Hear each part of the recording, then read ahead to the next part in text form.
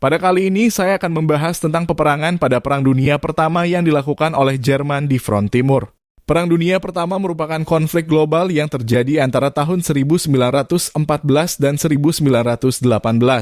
Berlangsung dalam dua blok besar, yaitu sekutu yang terdiri dari Inggris, Prancis, Rusia, dan kemudian ditambah oleh Amerika Serikat.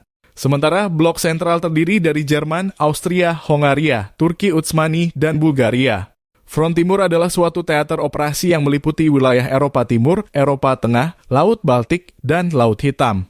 Di front timur, Jerman dan sekutunya berhadapan dengan Rusia dan Rumania, yang kemudian dibantu oleh Prancis dan Inggris.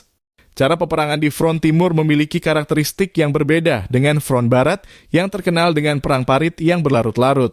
Di front timur, pergerakan pasukan masih dinamis, meskipun juga terdapat pertempuran sengit dan berdarah di beberapa daerah.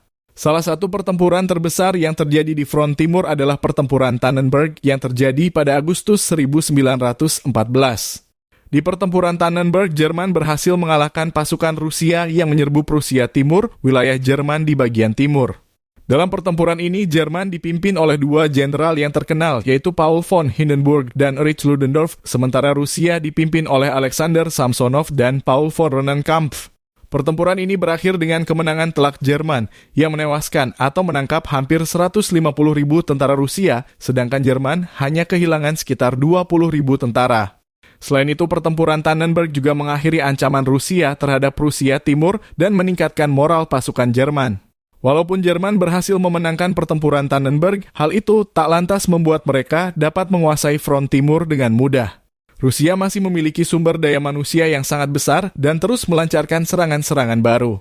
Jerman juga harus menghadapi masalah logistik dan transportasi karena jarak yang jauh dan infrastruktur yang buruk di wilayah-wilayah yang mereka kuasai. Selain itu, Jerman juga harus membantu sekutunya, yaitu Austria-Hongaria, yang sering mengalami kekalahan dari pasukan Rusia. Jerman harus mengirim pasukan dan persediaan ke Austria-Hongaria yang mengurangi kekuatan mereka di front timur. Contoh kegagalan Jerman di front timur adalah pertempuran Gorlice-Tarnow yang terjadi pada Mei 1915. Di sini, Jerman dan Austria-Hongaria melancarkan serangan besar-besaran terhadap pasukan Rusia di Galicia, wilayah Austria-Hongaria di bagian timur. Meskipun awalnya serangan ini berhasil memukul mundur pasukan Rusia dan merebut kembali sebagian besar Galicia, tetapi serangan ini juga menyebabkan Jerman dan Austria-Hongaria kehilangan banyak tentara dan tidak dapat mengejar pasukan Rusia yang mundur. Pasukan Rusia berhasil melakukan reorganisasi dan melancarkan serangan balasan yang menghentikan kemajuan Jerman dan Austria-Hongaria.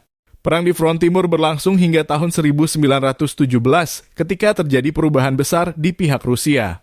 Di sini terjadi revolusi Rusia yang menggulingkan pemerintahan Tsar Nicholas II dan membawa kekuasaan kepada pemerintahan sementara yang dipimpin oleh Alexander Kerensky. Pemerintahan ini berjanji untuk melanjutkan perang melawan Jerman meskipun banyak rakyat Rusia yang menginginkan perdamaian.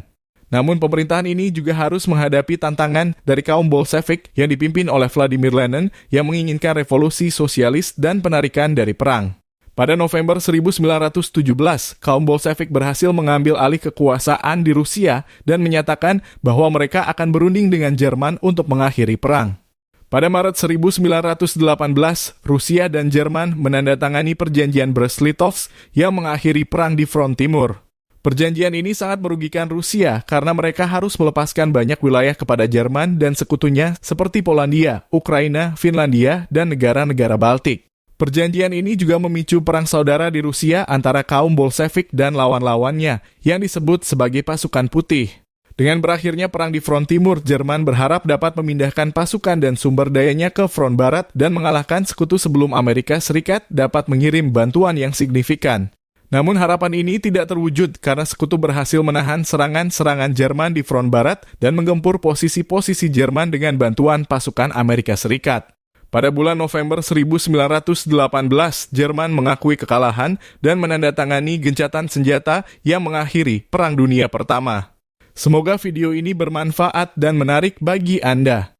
Jika Anda menyukai video ini, silahkan like, komen, dan subscribe kanal saya.